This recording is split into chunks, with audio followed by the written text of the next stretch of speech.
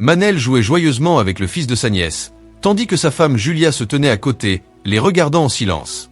Peu de temps après, sa sœur Béline rentra à la maison et le remercia d'avoir pris soin du garçon pendant un moment. Sur le chemin du retour, Manel remarqua que sa femme était en colère et lui demanda si tout allait bien. Elle répondit qu'elle voulait avoir des enfants et se demanda comment il pouvait dire qu'il avait peur de prendre des responsabilités alors qu'il traitait son neveu avec tant de douceur. Elle lui expliqua qu'eux aussi avaient besoin d'enfants pour remplir la maison de vie. Avant qu'il puisse lui répondre, une voiture faillit les renverser. Il lui dit qu'ils avaient failli être tués. Mais ils oublièrent rapidement qu'ils étaient sur l'autoroute, et soudain, un camion arrivant à toute vitesse les percuta. 1 an plus tard, Manel était resté seul, après la mort de sa femme. Depuis ce jour, il était devenu dépressif, ne rendait plus visite à sa sœur et ne vivait qu'avec son chat, qu'il aimait beaucoup et considérait comme la présence de sa défunte épouse. Aux informations, on parlait d'un nouveau virus, et le gouvernement attendait les résultats des analyses pour décider des mesures à prendre. Bien que l'Europe entière ait fermé ses frontières, Manel n'en avait pas conscience et pensait qu'il ne s'agissait que d'un poisson d'avril promu par le gouvernement. Mais alors qu'il conduisait sa voiture, il entendit à la radio que les gens étaient effrayés et que certains croyaient que c'était peut-être la fin du monde. Il ne s'en souciait pas. Manel se rendit pour vendre son yacht, et des jeunes filles intéressées par l'achat vinrent l'inspecter pour voir si cela leur plairait. Lorsqu'il aperçut un collier, il pensa à sa femme. Après la rencontre avec elle, il rentra chez lui.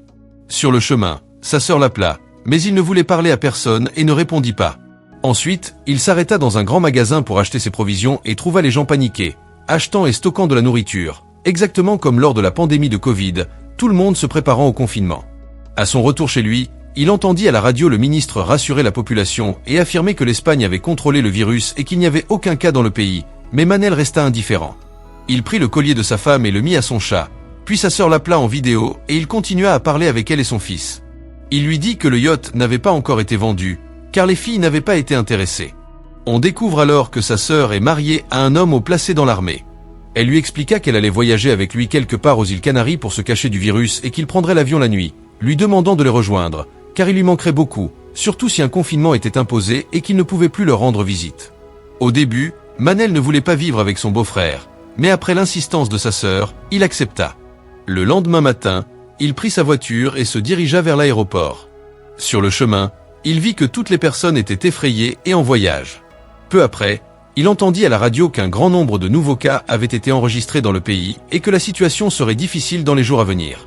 C'est alors qu'on découvre que la situation était dangereuse dès le départ, mais qu'on avait caché la vérité pour que les riches puissent fuir le pays en premier, laissant les pauvres faire face à leur destin, que ce soit la mort ou la survie.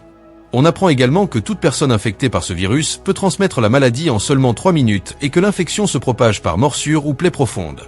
Manel arriva à l'aéroport et appela sa sœur pour lui dire qu'il ne lui restait que 2 minutes pour embarquer et qu'il la rappellerait dès son arrivée. Mais à sa grande surprise, lorsqu'il regarda le tableau des vols, il constata que tous les vols avaient été annulés, que toutes les compagnies aériennes avaient été soudainement fermées et qu'aucune personne n'était autorisée à voyager ou quitter l'Espagne. Une alerte fut également envoyée au téléphone de tous, et l'état d'urgence fut déclaré. La peur s'installa parmi les gens et le chaos régna partout. Sa sœur l'appela à nouveau, lui disant qu'une véritable catastrophe s'était produite, qu'une nouvelle variante du virus était apparue et qu'elle était plus dangereuse qu'il ne le pensait. Elle lui demanda de prendre ses affaires et de retourner rapidement à la maison, de ne pas en sortir tant qu'une solution n'avait pas été trouvée. Tout le monde était paniqué. Une personne sortit une arme et menaça les hôtesses pour pouvoir voyager, augmentant la peur générale, et tout le monde commença à fuir. Même sur la route, les voitures étaient renversées partout et les routes bloquées. Les informations annoncèrent également une attaque sur la base navale.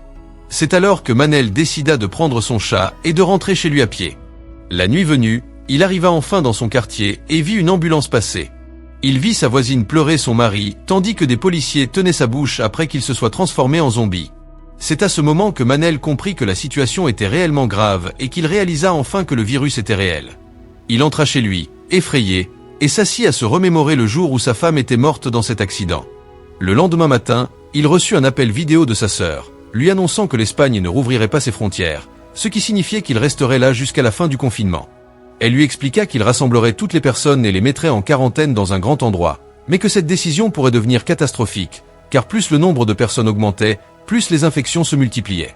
Elle lui demanda de lui promettre qu'il ne quitterait pas la maison quoi qu'il arrive, et lui dit que son mari agirait pour trouver un moyen de le faire venir auprès d'eux. Après avoir terminé l'appel, il entendit aux informations que le virus se propageait rapidement et était devenu une pandémie mondiale. Il commença à regarder de nombreuses vidéos montrant des gens se dévorant entre eux et une vidéo d'un homme expliquant comment se protéger des zombies.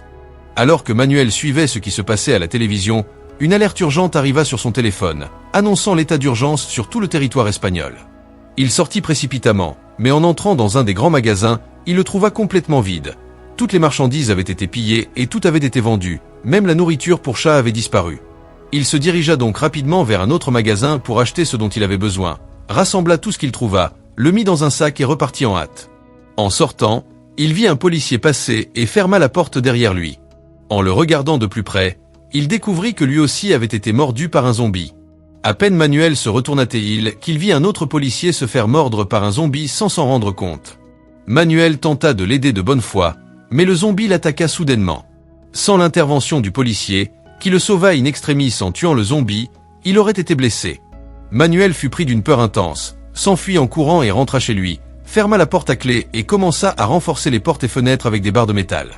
Pendant ce temps, le président de l'Espagne prononça un discours, annonçant que la situation avait échappé à tout contrôle, que des camions arriveraient pour évacuer les citoyens et que quiconque ne suivrait pas les ordres de l'armée en subirait les conséquences. Il déclara également que les communications et Internet seraient coupés, et qu'il ne resterait que la communication via les appareils satellitaires. Le soir, Manuel entendit les sons de l'armée parlant aux gens et leur demandant d'évacuer la ville, précisant que quiconque refuserait de partir s'exposait à des sanctions légales. En même temps, sa sœur lui envoya un message l'avertissant de ne pas sortir avec l'armée et lui demandant de rester chez lui et de se barricader, affirmant qu'il trouverait un moyen de le faire sortir. Peu de temps après, l'alarme de la porte se déclencha. Il vit les soldats escalader les murs des maisons pour entrer. Ils frappèrent à sa porte et lui dirent qu'ils savaient qu'il y avait quelqu'un à l'intérieur et que s'il ne sortait pas, il la casserait. Manuel prit alors son chat et se cacha sous le lit, refusant de sortir. Ils étaient sur le point de casser la porte lorsque l'officier les appela et ordonna leur retrait. 2 semaines complètes passèrent, et Manuel appela sa sœur pour lui dire qu'il devrait sortir de la maison car il n'avait plus rien à manger. Il lui dit qu'il espérait que son message lui parvienne, sachant que l'internet et les communications étaient coupées, mais il continuait à lui envoyer des messages par habitude, préférant lui parler plutôt que de parler à lui-même. Ensuite, il prit son chat, enfila sa combinaison de plongée, qui était la meilleure protection contre les morsures de zombies, et prit son fusil de chasse avant de sortir. Il commença à entrer dans les maisons des gens à la recherche de nourriture, mais ne trouva rien.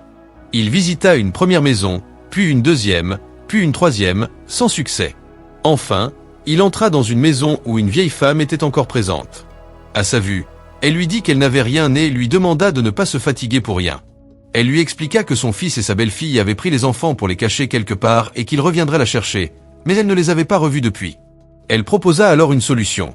Elle lui montrerait les maisons où il restait de la nourriture, et puisqu'il était jeune, il pourrait y entrer, prendre la nourriture et la leur apporter. Manuel accepta. Il se déplaça de maison en maison selon ses indications, mais ne trouva rien d'utile pour eux. Puis elle l'envoya vers une autre maison, affirmant que c'était là qu'il trouverait la nourriture nécessaire. Mais lorsqu'il entra, il ne trouva rien non plus, sauf une moto qu'il admira et décida de prendre pour se déplacer rapidement entre les maisons. Manuel parcourut tout le quartier et ramassa toute la nourriture qu'il put trouver. Mais en rentrant, il se rendit compte qu'il n'avait ramené que quelques bouteilles, des choses qui ne suffisaient pas à combler la faim ni à rassasier. Ensuite, il entra dans une dernière maison et la trouva remplie de nourriture, ce qui le remplit de joie. Et le soir, ils préparèrent le dîner, s'assirent pour manger et parlèrent ensemble. Ensuite, Manuel envoya un autre message à sa sœur, lui racontant à propos de sa voisine qu'il avait retrouvée, et lui disant qu'elle lui manquait et qu'il souhaitait la revoir, elle et son fils, même s'il savait que ce message n'arriverait pas. Il l'envoya simplement par habitude. Puis il retourna chez lui, et le lendemain matin, sa voisine l'appela sur le téléphone fixe et lui demanda d'allumer la radio pour écouter un message important. Dès qu'il alluma la radio, il entendit une annonce demandant à tous de se diriger vers la baie d'Arousa, où il serait ensuite transféré vers les îles Canaries. Manuel parla avec la vieille femme et lui demanda « Que penses-tu ? La nourriture commence à manquer chez nous. » Elle lui répondit qu'elle ne savait que dire et qu'elle ne pouvait pas l'accompagner, car elle le fatiguerait sur le chemin. Il lui dit de ne pas s'inquiéter, qu'il la porterait sur la moto et la conduirait là-bas, qu'il ne l'abandonnerait pas. Il lui expliqua qu'il viendrait la chercher le lendemain matin. Le lendemain matin, Manuel se rendit à sa maison et commença à l'appeler, mais elle ne répondit pas. L'inquiétude commença à le gagner, et lorsqu'il entra, il trouva un message qu'elle avait laissé, le remerciant pour tout ce qu'il avait fait pour elle ces derniers jours. En le lisant, il réalisa qu'elle s'était reposée pour toujours et qu'elle avait mis fin à ses jours. Un profond trouble et une grande tristesse l'envahirent, car il comprit qu'elle s'était suicidée. Mais il n'avait pas d'autre choix, il la laissa et quitta les lieux. Soudain, un zombie l'attaqua, déterminé à le mordre.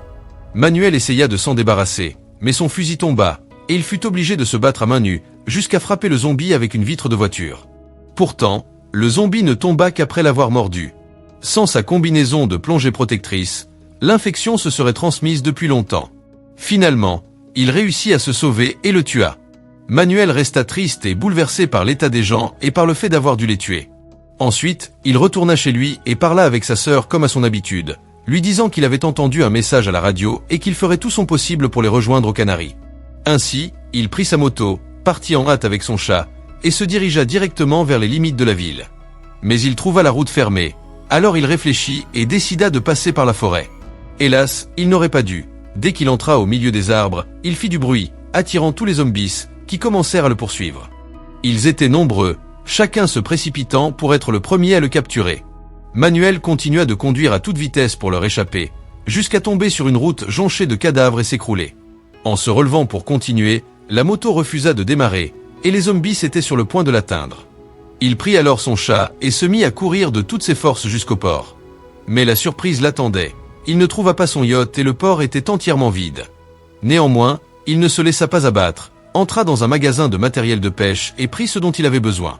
Peu après, il aperçut un petit yacht, laissa son chat et nagea pour l'atteindre. À l'intérieur, il entendit un bruit et découvrit avec horreur qu'un petit enfant s'était transformé en zombie. Manuel hésita longuement, mais dut le tuer pour mettre fin à sa souffrance. Lorsqu'il essaya de démarrer le yacht, il ne fonctionna pas. Il dut alors prendre un petit canot pneumatique et partir avec. Il continua à envoyer des messages à sa sœur, lui annonçant qu'il approchait des îles Canaries et la remerciant pour les instructions qu'elle lui avait données. Il lui expliqua aussi que les lieux où l'armée transférait les gens pour le confinement étaient désormais entièrement envahis par des zombies. Manuel poursuivit sa route jusqu'à la tombée de la nuit. Peu de temps après, Manuel remarqua que le bateau pneumatique s'était complètement arrêté, et lorsqu'il essaya de le démarrer, il ne répondit pas, car le moteur était coincé dans l'un des cadavres sous l'eau.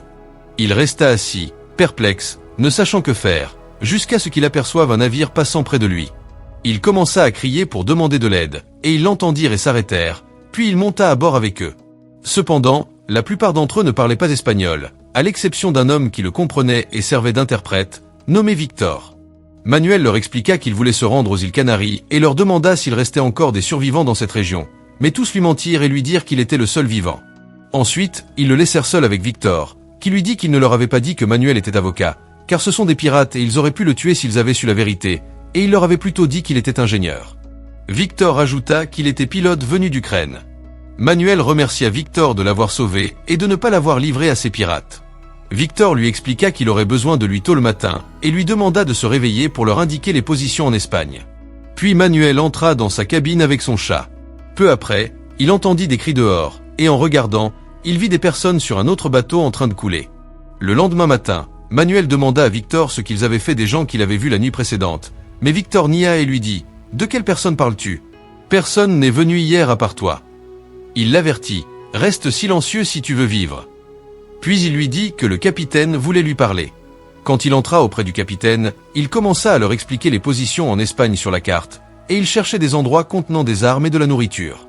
Après sa sortie, Manuel vit les hommes rassembler les armes et vit également le bateau où il avait vu des gens la nuit précédente. Il comprit alors qu'ils lui avaient menti, qu'ils avaient sauvé ces personnes et lui avaient caché quelque chose de grave. Pendant qu'il se promenait sur le navire, il vit un homme garder une porte fermée, et dès que Manuel le vit, l'homme cria pour qu'il s'éloigne. Manuel sentit alors qu'il se passait quelque chose de suspect, et alla directement demander à Victor ce qui se passait exactement. Mais Victor lui demanda encore une fois de rester silencieux, le mettant en garde que parler pourrait les mettre tous en danger. Malgré tout, Manuel continua d'essayer de le convaincre, lui disant qu'il savait qu'il était impliqué avec les pirates, et lui proposa de s'échapper avec un avion situé dans la base militaire, pour se rendre aux Canaries où se trouvaient sa sœur et son mari, qui les aideraient. Alors qu'ils discutaient, un pirate entra soudainement et demanda ce que faisait Manuel là. Victor se précipita pour l'éloigner, affirmant que Manuel parlait uniquement de travail avec lui. Ensuite, Manuel retourna dans sa cabine, enfila sa tenue de plongée, cacha son chat dans le sac pour qu'il ne fasse pas de bruit, et commença à tenter de se faufiler silencieusement pour s'échapper du navire. Mais en sortant, il se rappela de la porte qui avait éveillé ses soupçons et décida de ne pas partir avant de savoir ce qui se trouvait derrière. Effectivement, ses soupçons étaient fondés, derrière la porte, il trouva un groupe de personnes ligotées au sol. Il comprit alors que le capitaine du navire avait envoyé des messages à ces gens pour les faire venir sous prétexte de les sauver, alors qu'en réalité, il voulait les rassembler pour les kidnapper et leur voler leurs armes et leur nourriture. Il découvrit également qu'ils avaient kidnappé la femme d'un homme et sa fille. Avant qu'ils puissent s'échapper, un des pirates entra et tua cet homme froidement et sans pitié. Quand il tenta de tuer Manuel et son compagnon, Victor apparut soudainement, le frappa et les sauva. Il dit alors à Manuel qu'il devait être honnête avec lui concernant l'avion, car s'il ne le trouvait pas, il ne pourrait pas s'échapper. Les trois s'enfuirent ensemble et montèrent dans un petit bateau, mais Victor surprit Manuel en tuant l'homme qui les accompagnait. Immédiatement, les pirates tirèrent sur Victor, lui touchant l'épaule. Malgré cela, Manuel réussit à s'échapper avec lui et à atteindre la rive, puis ils continuèrent leur route ensemble. Peu après, ils virent des voitures arrêtées, et commencèrent à chercher une voiture qui fonctionne, jusqu'à ce qu'ils en trouvent une, et se dirigèrent directement vers un hôpital proche. En chemin, Victor expliqua à Manuel que ce pirate n'avait ni cœur ni pitié, qu'il avait exploité le virus et bâti un empire sur la côte, kidnappant les gens, triant ceux qui pouvaient travailler pour lui et volant ou tuant les autres, prenant les femmes qu'il trouvait intéressantes. Manuel déclara que la situation devait revenir à la normale, et que cet homme devait être puni et emprisonné. Mais Victor se moqua de lui. « Penses-tu encore que le monde redeviendra comme avant ? C'est la fin du monde. » Lorsqu'ils arrivèrent à l'hôpital, un grand groupe de zombies les attaqua, et Manuel dut utiliser son arme pour tirer sur eux. Puis il fit entrer Victor à l'intérieur pour le soigner, mais il ne savait pas comment retirer la balle de son épaule. En cherchant les outils nécessaires, il entendit des enfants à l'étage supérieur. La curiosité le poussa à monter, et il commença à les chercher jusqu'à atteindre l'endroit d'où provenaient les sons. Il les appela et leur demanda où ils se cachaient. Ils lui répondirent qu'ils étaient en bas. Il entendit également la voix d'une femme âgée avec eux. Il lui parla et lui expliqua que son ami était en salle d'opération, blessé par balle à l'épaule et avait besoin d'aide. Pendant qu'il discutait avec elle, un zombie surgit soudainement et l'attaqua. Il le repoussa et tira directement sur lui. Mais il aurait mieux valu qu'il ne tire pas, car le bruit du coup de feu attira tous les zombies, qui se ruèrent vers lui. Sans réfléchir, il saisit son arme et commença à fuir, jusqu'à atteindre le rez-de-chaussée. Lorsqu'il arriva, il ne trouva ni Victor ni son chat, mais une jeune fille en train de pleurer, qui lui demanda d'entrer rapidement. Ils pénétrèrent ensemble à l'intérieur et refermèrent les portes derrière eux avant que les zombies ne puissent les atteindre. Là, Manuel retrouva Victor et son chat, tandis que Lucia demanda à Cecilia de l'aider à sauver Victor avant qu'il ne meure. Au début, elle était hésitante, mais finit par accepter, et Victor ne fut pas abandonné à son sort. Manuel s'assit avec son chat et remarqua que les enfants voulaient jouer avec lui. Il leur donna le chat, et ils restèrent à jouer joyeusement. Peu après, il s'approcha de Lucia pour s'assurer que Victor allait bien et la remercia. Il lui expliqua qu'il était venu ici pour l'avion. Lucia lui répondit qu'un avion le transporterait jusqu'au toit, et qu'un hélicoptère serait également mis à sa disposition. Elle lui expliqua que cet endroit servait à isoler les personnes infectées par le virus des personnes saines, mais que tous ceux qui s'y trouvaient s'étaient transformés en zombies. Manuel lui demanda s'il existait un chemin secret pour atteindre l'hélicoptère. Elle lui répondit que l'endroit était rempli de zombies et que sans armes, leur sort aurait été le même que celui des autres. Elle ajouta que la salle de la cape menait directement à la cour, mais que l'explosion entendue la veille rendait le passage dangereux pour les enfants. Ils s'assirent tous ensemble le soir, et Lucia leur annonça que la nourriture commençait à manquer. Manuel lui confia que sa femme était morte dans cet hôpital et raconta de nouveau l'accident survenu en chemin. Ensuite, il se rendit dans la chambre où sa femme était décédée, se remémora les souvenirs, prit son chat, pleura, puis prit sa nourriture et la posa sur le lit où elle était morte, avant de sortir avec. Lorsqu'il monta sur le toit, il fut surpris et ravi de constater que le réseau fonctionnait, lui permettant enfin d'accéder aux vidéos envoyées par sa sœur, qui le rassurait sur le fait que tout le monde allait bien. Mais à son insu, il entendit le pirate et ses hommes s'approcher. Il prévint rapidement les filles qu'elles devaient fuir et entrer dans la cape pour atteindre l'avion avant qu'il ne soit trop tard. Victor se réveilla, et chacun prit une arme pour se protéger de la contamination. Lorsqu'ils atteignirent la porte, ils ne purent l'ouvrir à cause de la déformation du métal due à la chaleur, et durent la casser à la hache. Soudain, un zombie surgit et sauta directement sur Cecilia. Manuel et Lucia tentèrent de la sauver, mais malheureusement, le zombie la mordit et la tua. Elle leur demanda de continuer le chemin et de veiller sur les enfants. À ce moment-là, l'une des filles vit sa mère transformée en zombie et se mit à pleurer. Manuel la calma et emmena les enfants dehors, les attachant ensemble pour se protéger des zombies, et ils marchèrent sur une bonne distance. Mais soudain, les zombies les attaquèrent de nouveau, et ils durent se battre avec férocité avant d'atteindre enfin la porte. Lucia prit la hache et ouvrit la porte pour qu'ils se dirigent vers l'avion, mais malheureusement, l'hélicoptère ne démarra pas immédiatement. Manuel descendit et commença à éliminer les zombies qui s'approchaient un par un. Mais le problème ne venait pas seulement des zombies, mais aussi du capitaine et de ses hommes qui arrivèrent en même temps. Finalement, Victor fit décoller l'hélicoptère, mais le pirate le menaça avec une arme pour le forcer à descendre. Manuel lui fit un clin d'œil pour le faire taire, et il prit les commandes pour décoller. Il s'engagea au milieu des zombies pour se protéger, tandis que ceux-ci attaquaient le capitaine et ses hommes et les tuaient. Victor s'envola en hélicoptère, et Lucia lança son arme à Manuel. Ils réussirent enfin à s'échapper après toute cette épreuve. Peu après, Manuel appela sa sœur pour la rassurer, lui disant qu'il était encore en vie et qu'il approchait de l'île. Mais elle lui cria de revenir rapidement en Espagne. À ce moment-là, ils virent des avions de chasse se diriger vers l'île, comprenant que l'île entière s'était transformée en zombies et que les avions venaient pour les brûler et les tuer. Et ainsi se termina le film, marquant la fin de l'histoire.